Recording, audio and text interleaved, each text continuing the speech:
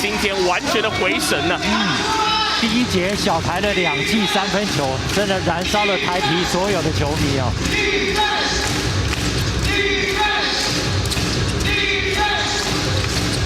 一下聊另外一边，陈文宏的3分球时间点上面是还算蛮节制的哦。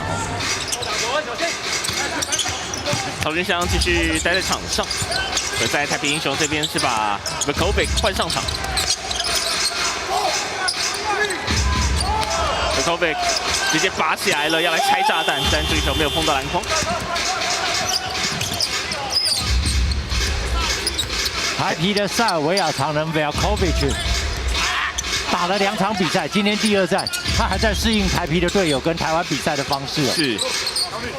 上一场的比赛，因为要面对到库萨斯哦，那2人的一个肌肉碰肌肉的对抗了，他也没有办法得力。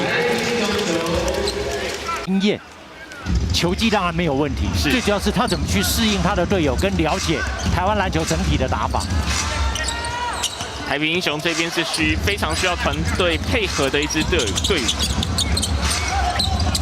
小台转身了后仰出手，这个没进。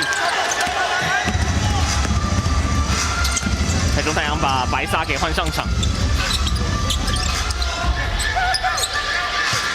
艾伦交给底角，陈文宏 ，Allen 中距离罚球线的出手，这球短了一点。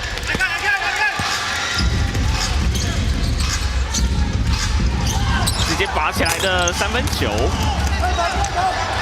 直接长传到前面，白沙上篮进。